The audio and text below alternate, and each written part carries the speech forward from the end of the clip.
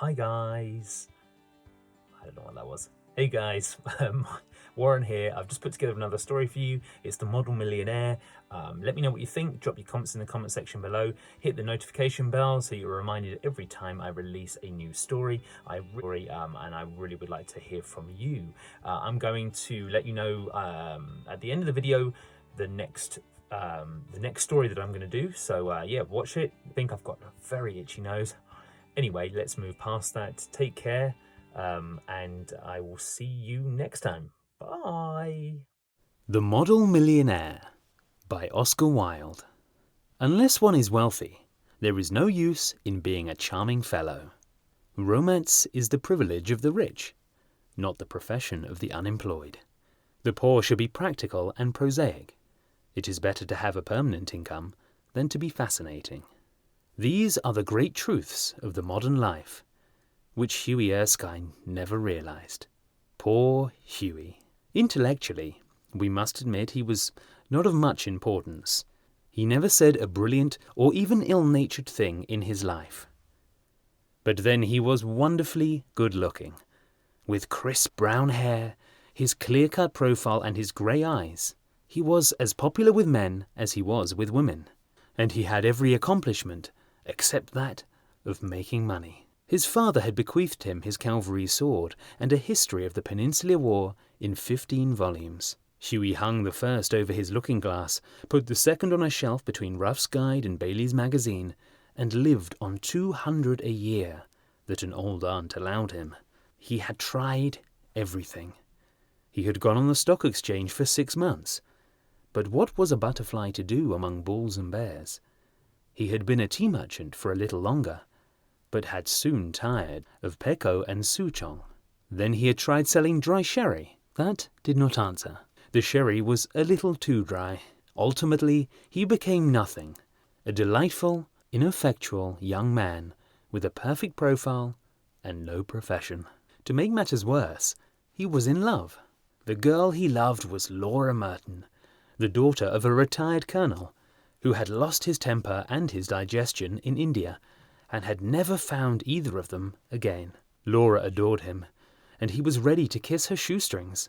They were the handsomest couple in London, and had not a penny piece between them. The colonel was very fond of Huey, but would not hear of any engagement. "Come to me, my boy, when you have got £10,000 in your pocket, and we will see about it," he used to say. And Huey looked very glum on those days, and had to go to Laura for consolation. One morning, as he was on his way to Holland Park where the Mertons lived, he dropped in to see a great friend of his, Alan Trevor. Trevor was a painter. Indeed, few people escape that nowadays, but he was also an artist. And artists are rather rare. Personally, he was a strange, rough fellow, with a freckled face and a red, ragged beard. However, when he took up the brush, he was a real master, and his pictures were eagerly sought after.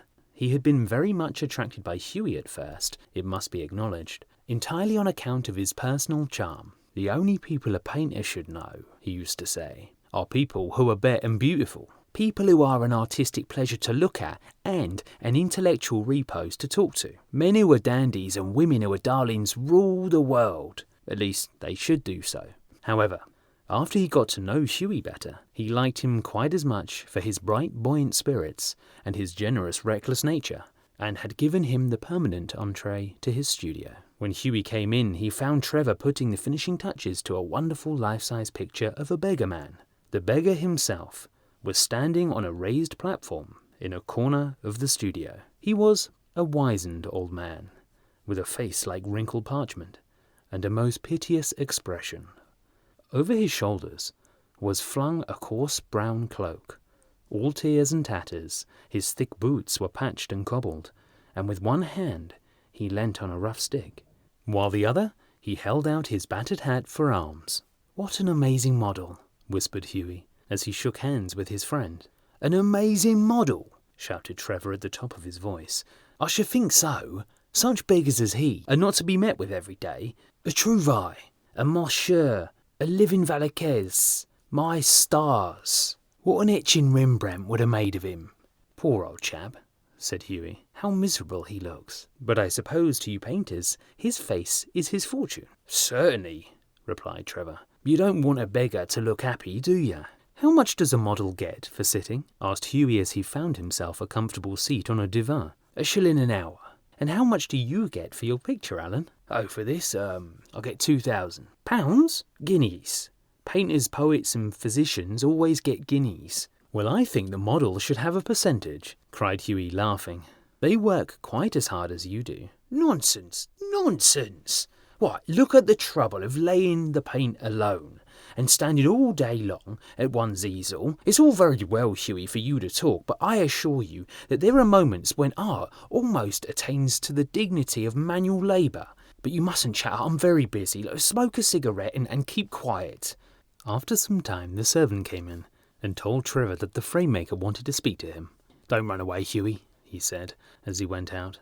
"I'll be back in a moment." The old beggar man took advantage of Trevor's absence to rest for a moment on a wooden bench that was behind him. He looked so forlorn and wretched that Hughie could not help pitying him, and felt in his pockets to see what money he had. All he could find was a sovereign and some coppers. "Poor old fellow," he thought to himself. "He wants it more than I do.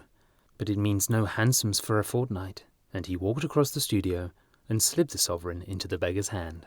The old man started, and a faint smile flitted across his withered lips. "Thank you, sir," he said. "Thank you." Then Trevor arrived, and Hughie took his leave, blushing a little at what he had done. He spent the day with Laura, got a charming scolding for his extravagance, and had to walk home. That night he strolled into the Palette Club about 11 o'clock and found Trevor sitting by himself in the smoking room, drinking hock and seltzer. "Well, Alan, did you get the picture finished all right?" he said as he lit his cigarette. "Finished and framed, my boy," answered Trevor. "And by the by, you have made a conquest. That old model you saw is quite devoted to you. I had to tell him all about you, who you are, where you live, what your income is, what prospects you have." "My dear Alan," cried Hughie, "I shall probably find him waiting for me when I get home. But, of course, you are only joking." "Poor old wretch. I wish I could do something for him. I think it is dreadful that anyone should be so miserable. I've got heaps of old clothes at home. Do you think he would care for any of them? Why, his rags were falling to bits." "But he looks splendid in them," said Trevor. "I wouldn't paint him in a frock coat for anything. What you call rags, I call romance. What seems poverty to you is picturesqueness to me. However, I'll tell him of your offer." "Alan," said Hughie seriously, "you painters are a heartless lot." "An artist's heart is his head," replied Trevor. "Besides, our business is to realise the world as we see it, not to reform it as we know it. A chacun son métier. And now tell me how Laura is." The old model was quite interested in her. "You don't mean to say you talked to him about her?" said Hughie. "Certainly I did. He knows all about the relentless Colonel, the lovely Laura, and the £10,000. "You told that old beggar all my private affairs?" cried Hughie, looking very red and angry. "My dear boy," said Trevor, smiling, "that old beggar, as you call him, is one of the richest men in Europe. He could buy all of London tomorrow without overdrawing his account. He has a house in every capital, dines off gold plates, and can prevent Russia going to war when he chooses." "What on earth do you mean?" exclaimed Hughie. "What I say," said Trevor. "The old man you saw today in the studio was Baron Horsberg. He is a great friend of mine, buys all my pictures and that sort of thing, and gave me a commission a month ago to paint him as a beggar. Que voulez-vous? La fantaisie d'un millionnaire. And I must say he made a magnificent figure in his rags. Or perhaps I should say in my rags. They are an old suit I got in Spain." "Baron Horsberg!" cried Hughie. "Good heavens, I gave him a sovereign, and he sank into an armchair the picture of dismay." "Gave him a sovereign!" shouted Trevor, and he burst into a roar of laughter. my dear boy, you'll never see it again. Sans affaire, c'est l'argent d'autre." "I think you might have told me, Alan," said Hughie sulkily, "and not have let me make such a fool of myself." "Well, to begin with, Hughie," said Trevor, It never entered my mind that you went about distributing alms in that reckless way. I can understand you kissing a pretty model, but you're giving a sovereign to an ugly one? By Jove, no. Besides, the fact is, I really was not at home today to anyone, and when you come in, I didn't know whether Horsberg would like his name mentioned. You know, he wasn't in full dress. What a duffer he must think me. Not at all. He was in the highest spirits after you left, kept chuckling to himself and rubbing his old wrinkled hands together. I couldn't make out why he was so interested to know all about you, but I see it all now. He'll invest your sovereign for you, Hughie, pay you the interest every 6 months, and have a capital story to tell after every dinner. Oh, I am an unlucky devil, growled Hughie. The best thing I can do is to go to bed, and my dear Alan, you mustn't tell anyone. I shouldn't dare show my face in the Row. Nonsense! It reflects the highest credit on your philanthropic spirit, Hughie. And don't run away. Have another cigarette, and you can talk about Laura as much as you like. However, Hughie wouldn't stop, but walked home feeling very unhappy and leaving Alan Trevor in fits of laughter. The next morning, as he was at breakfast, the servant brought him up a card on which was written, Monsieur Gustave Naudin, de la part de Monsieur le Baron Horsberg. I suppose he's come for an apology, said Hughie to himself, and he told the servant to show the visitor up. An old gentleman with gold spectacles and grey hair came into the room and said in a slight French accent, Have I the honour of addressing Monsieur Erskine? Hughie bowed. I have come from Baron Horsberg, he continued. The Baron? I beg, sir, that you will offer him my sincerest apologies, stammered Hughie.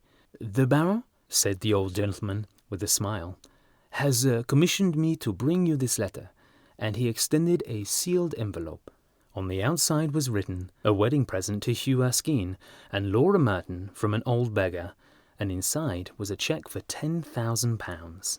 When they were married, Alan Trevor was the best man, and the Baron made a speech at the wedding breakfast. Millionaire models, remarked Alan, are rare enough, but by Jove, model millionaires are rarer still. That's the end of the story. Next week I am going to be recording The Curious Case of Benjamin Button by F. Scott Fitzgerald. That is a tongue twister. Love. Anyway, see you next time. Bye.